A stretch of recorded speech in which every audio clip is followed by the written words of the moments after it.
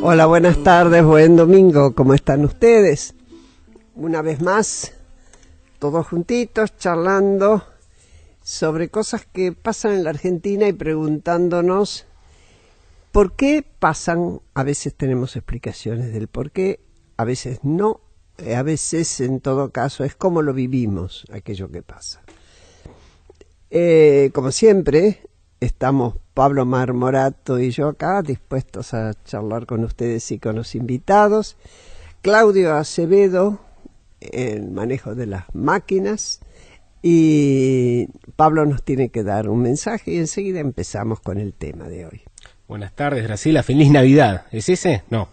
No. Me adelanté. Te adelantaste. Ya saben, como cada domingo pueden comunicarse con nosotros a nuestra cuenta de Twitter, @porqueprograma, o a nuestro mail, porqueprograma@gmail.com. Muy bien. Gracias, Pablo. Por favor. Decir que estamos viviendo un momento difícil en la Argentina no es ninguna novedad para nadie y además es una formulación desgraciadamente repetitiva. Cada tanto, con más gravedad, con menos gravedad, decimos esto e intentamos mirar qué nos pasa. De todas maneras, hoy yo quería puntear un poco desde el punto de vista de la economía y desde el punto de vista social. Por ejemplo, los movimientos sociales que hoy están reclamando, sobre todo por aquellos que están fuera del mercado de trabajo o que teniendo trabajos tienen salarios mínimos porque son trabajos informales o changas, y además la respuesta que el gobierno está dando a estas situaciones. Hay una particularidad, por lo menos para mi experiencia en la política, es que cada vez más la actividad de la CGT en representación de los trabajadores organizados, que era su característica, tiene menos incidencia. Y en cambio, y no representa, o no se hace cargo, o no puede hacerlo, no sé si porque no quiere, porque no puede, hacerse cargo de esa gente que hace manifestaciones frente al Ministerio de Desarrollo y termina entrando a negociar con sus líderes directamente con el Ejecutivo a través del Ministerio de Desarrollo Social y Salud.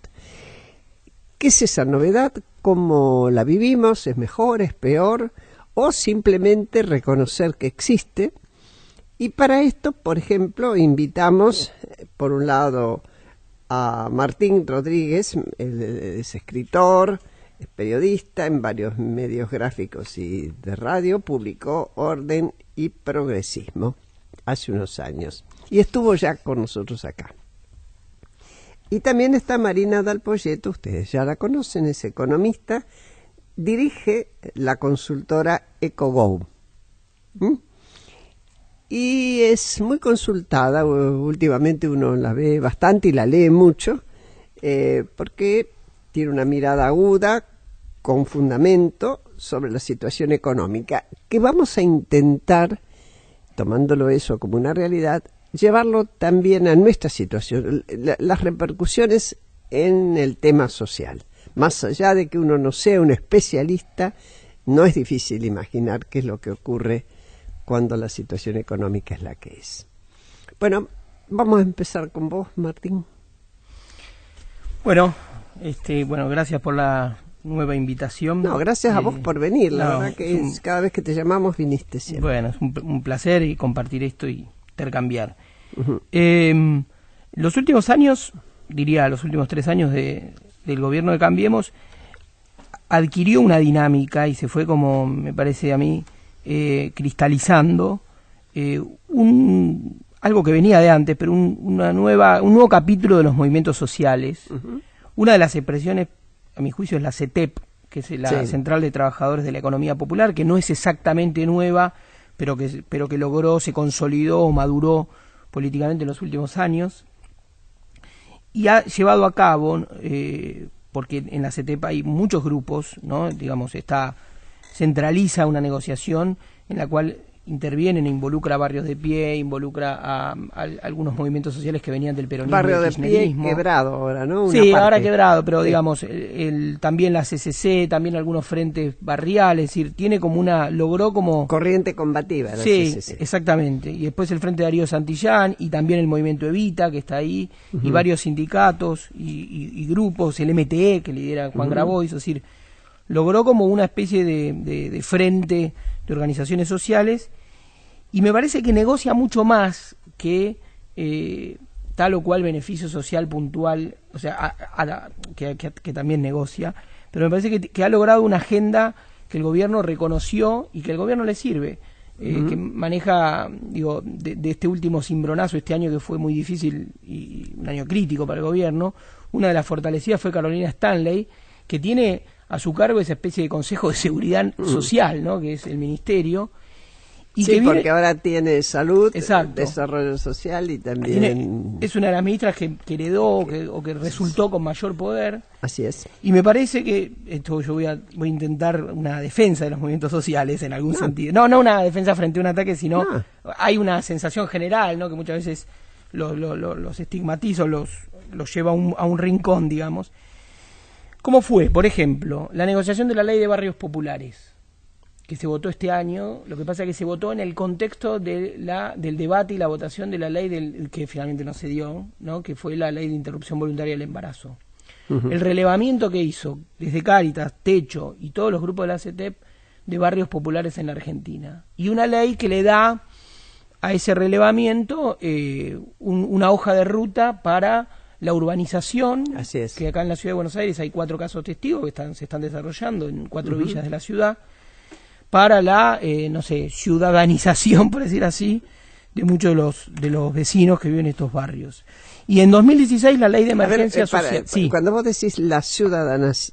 Sí. Recibe de nuevo. Sí, ciudadanización. Sí. Bueno, ¿de qué estás hablando? Porque Bueno, algunos beneficios de ANSES. Eso. Que tienen Tener que ver, un domicilio. Sí, tener un domicilio y fijar en ese domicilio el camino de por ejemplo, de la incorporación de red de agua o de gas, o digamos un montón de cosas, porque uno de los problemas que tienen estos barrios populares es eso, ¿no? Es que no tienen servicio. Son asentamientos exactamente sin servicio. Entonces, acercar la realidad de esos barrios a las prestaciones del Estado, ¿no? A mi criterio tiene una ventaja extra, Sí.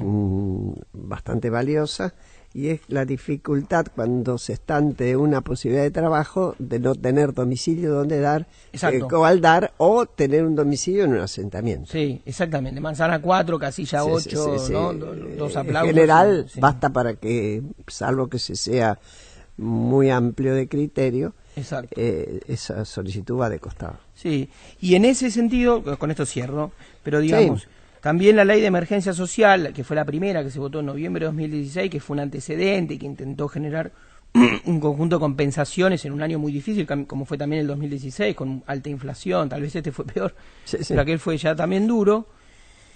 Y ahí, Graciela, lo que te digo es que vos planteás algo que está bien y que comparto en parte, que es esta dificultad de la CGT tradicional, que tiene una visión más bien fordista del trabajo por ampliar su representación con otras realidades laborales argentinas.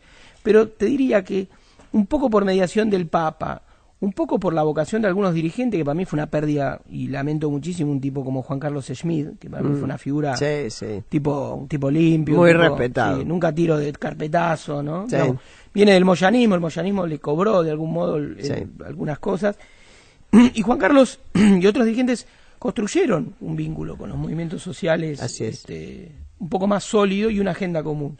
De manera que, con esto cierro, estos movimientos sociales tienen para mí, organizan algo así como la paritaria de los pobres en la Argentina. Representan ese 30% de mujeres y hombres que no están, que como dice la CETEP, que tienen un trabajo sin patrón o que inventan su trabajo, porque no es solo la informalidad en términos de el modo flexibilizado de explotación, sino la creatividad del trabajo, la creación de trabajo, ¿no? En el caso de cartoneros, en el caso de ladrilleros, no sé, un montón de cosas, ¿no? Artesanos, etcétera. O sea que en algún sentido cumplen una función de gobernabilidad. Es decir, el gobierno pese a todas las estigmatizaciones que muchas veces nacen de sus filas, debería decir, si no existieron habría que inventarlos, ¿no? Porque organizan. Bueno, de alguna forma, si no lo inventaron, lo sostuvieron. Lo sostuvieron, exactamente. Seguro. De hecho, muchos dirigentes... Y bien, sí. A mi criterio, bien. Dirigentes inteligentes, Gringo Castro, por ejemplo, que es secretario general de la CETEP, tipo fantástico también. Y todos reconocen, Grabois mismo, que es más petardero, pero dice, bueno, con Carolina Stanley tenemos una buena relación. Tenemos una relación de compromiso y de palabra. Claro. Y se cumple. Exacto. A pesar de los juicios que se emiten, que yo en muchos de los cuales adhiero, sobre el marco general del gobierno de Macri, ¿no? Pero se pueden generar compromisos y bueno, y de hecho no estamos en vistas de un diciembre tan dramático como el que se podía suponer meses atrás. Sí, tenés que agregar, Marina, tu visión, vamos. Después de semejante exposición me cuesta un poco. ¿Por pero qué? No, pero a ver, digo yo un poco... Semejante exposición interesante, ¿no? Un poco, bueno, se escapa, digamos, a lo que es la macro. Digo. Yo un poco ironizando decía que este gobierno lo sostenían dos mujeres, ¿no? Digo, y una era Stanley, sí, con todo lo que era el marco de, ¿no? digamos, del control, digamos, si querés, de la frente a la crisis, y la otra es Bullrich. Claro. Digamos, y Bullrich con comentarios del a nivel estilo, nacional, decís vos. Sí, a nivel nacional, sí. Bullrich con comentarios del estilo, nos están financiando, estamos financiando las marchas contra el gobierno. Sí. La verdad en que oposición a lo de Stanley. Exactamente, o sea, la verdad que yo prefiero que lo maneje Stanley que lo maneje Bullrich, digamos, sí, objetivamente. Y la verdad es que la Argentina está, digamos, atravesando una crisis macroeconómica que creo yo que es peor que la de 2016. Fundamentalmente porque en 2016 la crisis era un intento de cambiar la distribución del ingreso para darle rentabilidad a los sectores exportadores y en todo caso corregir el tamaño tan grande del Estado. O sea, yo creo que iba en la dirección correcta, el punto es que era muy difícil de hacerlo y creo que se hizo mal, pero no importa. Bueno, pero sí importa, pero no podemos hacer no nada. es la discusión ahora, digo, pero claramente, digamos, tenías como contracara de eso el acceso de Argentina a los mercados y lo que tenías era un shock inflacionario generado por un intento de cambiar los precios relativos en simultáneo a un país que había accedido al crédito y llovían dólares a la Argentina. O sea, el problema era cómo manejar la lluvia de dólares a la Argentina. Hoy estás en una situación donde, de nuevo, el intento de cambiar los precios relativos no lo decidiste vos, te lo decidió la salida de los dólares, claro, y en realidad estás entrando un año electoral donde que vuelvan a entrar los dólares depende de que alargues el horizonte. En el medio, mantener la gobernabilidad, digamos, de la forma en la cual la están manteniendo, digamos, para un esquema que por un lado tenés a los grupos, si querés, sociales o piqueteros, como los quieras llamar, pero por otro lado lo que tenés es una enorme cantidad de planes sociales. O sea, cuando vos tuviste la crisis en 2002, estas red de contención social no existían. claro. Ahora tenés 4 millones de chicos en la UH, tenés 1 millón de chicos en el Plan Progresar, tenés no sé, creo que son 300.000 monotributistas sociales, sí, tenés una enorme cantidad de gente que recibe ingresos del Estado y tenés 3 millones más de jubilados de la moratoria, de los cuales algunos casos gente que no la necesitaba, pero también tenés gente que la necesitaba. O sea, tenés más gente que recibe plata del Estado. De hecho, cuando uno mira el tamaño del sector público, de los 40 puntos de gasto público a PIB, hay 15 puntos que son transferencias directas del Estado a los bolsillos de la gente. Directas, que son estos planes sociales, fundamentalmente jubilaciones, e indirectas a través de los subsidios. Entonces, de nuevo digo, de corto plazo creo que es una red de contención que es importantísima frente a la dinámica que está teniendo la macroeconomía. Si te alcanza o no te alcanza, bueno, va a depender un poco del devenir de la propia política económica, digamos, pero mi sensación es que la propia política económica está de alguna forma influenciada fundamentalmente por la necesidad de alargar el horizonte, y si no se alarga el horizonte, mi sensación es que la estabilidad cambiaria que este gobierno logró, digamos, a costa de un prestamista de última instancia, que es el Fondo Monetario, que te impone un plan de ajuste y estabilización muy agresivo. De nuevo, si no lográs que el mercado te vuelva a creer y te puede entrar en juego el año que viene, pero por eso, digamos, es día a día, o sea, ahora está llegando ya al final de diciembre, parecería que diciembre, que generalmente es conflictuado, digamos, este año va a ser un diciembre, pareciera que va a ser un diciembre tranquilo, después, bueno, vienen las vacaciones, después viene, bueno, un año que va a ser muy largo. A ver, tomemos tu última expresión, diciembre tranquilo, que yo espero que ojalá lo sea, ¿no? Porque de últimas los disturbios no te acercan nada. Hay muchos elementos que pueden hablar a favor de este diciembre tranquilo. Todo esto que hemos descrito, las organizaciones sociales que tramitan con un sector del Ejecutivo encarnado en Carolina Stanley, que se sienta, discute el conflicto y busca soluciones. Por otro lado, creo, me parece, pero ahí pregunto, que ha mermado una exigencia que yo escuchaba mucho antes, e incluso en los comunicadores, ¿qué tanto pagar con nuestros impuestos semejante ayuda? Es decir, me pregunto, y acá no vamos a tener pruebas al canto, ¿habrá habido una mayor comprensión de que atender necesidades legítimas y demandas legítimas, al menos desde el punto de vista del conflicto, evita el conflicto, aunque no lo hagas por solidaridad? Sí. La sociedad en su conjunto, no digo toda, pero mayoritariamente, ¿lo habrá entendido? ¿Qué creen ustedes? Te diría que la clase política, en parte, sí, ¿no? ¿La mayoría? La mayoría, aunque hay discursos, vos dijiste una cosa clave, ¿no? Que es esta idea que incluso tiene repetidores, uno es Pichetto, que es ¿quiénes financian el Estado? ¿No? Si hay un razonamiento que es algo así como, yo lo voy a decir en números males, pues me vas a corregir, pero algo así como 8 millones de tipos trabajan, de tipos o tipas, ¿no? De trabajadores y trabajadoras en el sector privado, empresarios, que aportan, que pagan impuestos, sostienen el volumen de 21 millones de personas que pasan a cobrar por la ventanilla del Estado. Esa lógica, si vos lo expresás así, lo explicás así, lo mostrás así, parece insostenible. Son 8 millones que tienen la espalda... Pichetto no lo puede decir porque él cobra del mismo lugar. Bueno, pero él lo dice, digamos, él lo dice, ¿no? Y entonces hay algo, y yo creo que el gobierno operó sobre esa digamos, grieta, ¿no? Es decir, cambiemos, a mi juicio, como la etapa superior de la grieta, ¿no? Es decir, es una especie de grieta al desnudo, ¿no? Más es una grieta al pan, ¿no? Es como una grieta sin batalla cultural, como la del kirchnerismo, sin tantas ciencias sociales, sino una grieta poniendo las cosas sobre la mesa, muy dura, a mi juicio equivocado el planteo, pero más o menos una parte de la pedagogía del gobierno es esa, hay menos que sostienen a más. Ahora, vos decís en esos más, entonces... Por ejemplo, hay un problema semántico, no soy fanático de este tipo de análisis, pero lo planteo, que es, ¿hablamos de planes sociales todavía?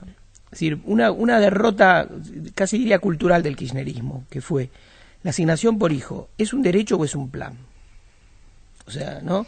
Este gobierno, podríamos decir, a favor del gobierno, por ejemplo, incorporó a los hijos de monotributistas en la asignación por hijo, que fue uno de los pocos rubros en los que el empleo creció a lo largo de estos 3 años, no sé a esta altura, ¿no? Si en todos los otros cayó, el empleo industrial, etcétera, el empleo monotributista, ¿no? Que tiene un formato más flexible, creció. Entonces tienen cobertura los hijos, no sé el número, pero creo que 200.000 hijos de monotributistas, cosa me parece bien. Ahora, ¿es derecho o es plan? El progresar, ¿es derecho o es plan? ¿No? En un gobierno que se trazó como hoja de ruta el hambre cero, la pobreza cero, etcétera. Yo diría, está en el plano del derecho, ¿no? Es decir, en un mundo que puede discutir el salario universal. Y si no está en el plano del derecho... Pero que no lo discute todavía a fondo. No, seguro. Pero entonces si es plan, puede ser cambiable. Si es plan, entra en la discusión presupuestaria. El gobierno, paradójicamente, hace 2 cosas a la vez, que es, discute como si fueran planes y garantiza como si fueran derechos. Es decir, no niega. Incluso hasta uno diría que las conversaciones con el Fondo Monetario Internacional lo introdujo como tema. Exacto, sí, golpea más a los sectores medios que Martín, a esto. yo te digo, sí. que yo estuve en el Ministerio de Desarrollo Social cuando estaba el Fondo Monetario Internacional. Y eso Lo único que me dijeron en la visita al ministerio, aunar los planes sociales. Claro. Cosa que era total y absolutamente imposible en ese momento, porque la mayor parte provenía de las provincias y hasta intendencias, y ningún gobernador o intendente entregaba la lista de sus planes sociales porque eran su padrón electoral. Esa era toda la conversión que te pedían y la poca bola que le pasaban. Total. Yo lo que te agregaría es, a ver, vos me preguntás si la sociedad acepta esto de una forma distinta. No sé que si lo aceptaba acepta en el o pasado. está aceptando, qué sé yo. Creo que desde la política coincido en que sí, o buena parte de la política coincido que sí. Creo que el principal problema que tenés detrás de esto de si son derechos o son planes o son si te los doy o te los mereces. Claro. Detrás siempre como economista uno mete la restricción presupuestaria, ¿no? Claro. Y entonces la verdad es que uno si quisiera uno quisiera definir el Estado, yo qué sé, uno podría definir un Estado con más derechos. Porque el monto de la asignación universal por hijo es el que es y no es el doble, digamos, que quién define cuánto es. Entonces, a mí me gustan los planes que son universales, que no haya, digamos, una definición de quién decide, a quién le doy y a quién no le doy. Creo que son más, que no es un son operador más justos, que son decide. por eso, son más justos, son. Después detrás tenés cómo lo financiás. Claro. De hecho, digo, la moratoria previsional, digamos, ¿no? Que no es a los chicos, sino a los grandes, a mi juicio se hizo muy mal. Costosa. Fue muy costosa, se hizo muy mal, digamos, hiciste los mismos derechos. Conozco cantidad de personas de clase media alta que no la necesitaban, que la fueron a buscar, aunque sea para pagar la mitad de las expensas. Claro. Y bueno, o sea, estuvo muy mal otorgado. Y la verdad es que conceptualmente, digamos, que 15 puntos del gasto público, ¿no? Un tercio del gasto público sean transferencias que además están indexadas al pasado, lo cual de nuevo es un derecho y es correcto porque si no las indexas al pasado las licuas contra la inflación. Claro. Pero después cómo se financia, y mi sensación es que en el cómo se financia no es solamente quién lo paga, ¿no? Digo, el quién lo paga, yo acuerdo con vos de que no es que hay 8 millones de contribuyentes, porque el sistema tributario argentino sigue basado en impuestos indirectos como el IVA, que los paga todo aquel que consume, Claro, independientemente del trabajador formal e informal. Claro. Vas a ser el más injusto de todos. ¿No? Pero Claro. dada la presión tributaria que vos tenés en Argentina, no te alcanza para cubrir el gasto público que estás teniendo, lo cual te genera, si conseguís crédito, eventualmente un problema de endeudamiento en algún momento. Y si no conseguís crédito, te genera un problema inflacionario. O sea, digo, la consistencia, digamos, de cómo financiás el tamaño del Estado que vos quieras, digo, es relevante, es muy relevante. Pero aparte de eso, digo,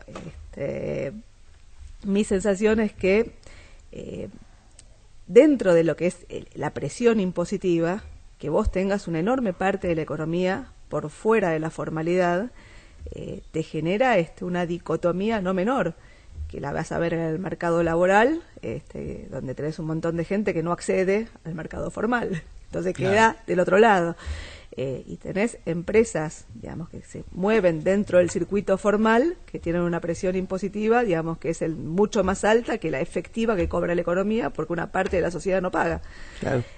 Lo cual claramente es injusto. Entonces, de nuevo, digo, lo que te falta acá es el contrato social. O sea, evidentemente Argentina no tiene un contrato social, digamos, pagar impuestos no está bien visto, o sea, conceptualmente tenés un está bien problema en el visto medio. teóricamente. Todo el mundo dice sí, Claro. sí, pero que lo pague otro. Yo siempre lo digo como que Argentina, digamos, quiere tener ¿no? digamos, el tamaño del Estado de Suecia, ¿no? Digamos, y los derechos, Y digamos, las de una economía. pretensiones, sí. Que además, hoy por hoy, digamos, los países desarrollados también tienen un problema de cómo se Ya lo financia el tienen, Estado. exacto. Sí. Pero quiere pagar los impuestos de Biafra, digo, y la verdad es que vos podés decidir, digamos, podemos discutir qué Estado queremos. A mí me gustan más las economías de bienestar que otras, pero digo, si no conseguís cómo lo financiás, tenés un problema. Y la verdad El es solo hecho, perdón, acá, de llamar, por ejemplo, el impuesto a las ganancias, cuando en realidad es impuesto a la renta. el ingreso. El ingreso, claro, y que trabajadores que son los que más ganan como camioneros estén pretendiendo no pagar, eso eso solo ya te separa de otros países donde se paga una barbaridad por el de porcentaje de los sueldos altos, porque es la única manera de sostener una jubilación, por ejemplo, solidaria, no hay otra, o de tener escuelas gratuitas o salud gratuita. No hay cómo. Sí. Podemos dejar esta pregunta o esta consideración, porque no es pregunta, pendiente, y enseguida volvemos, después de la tanda.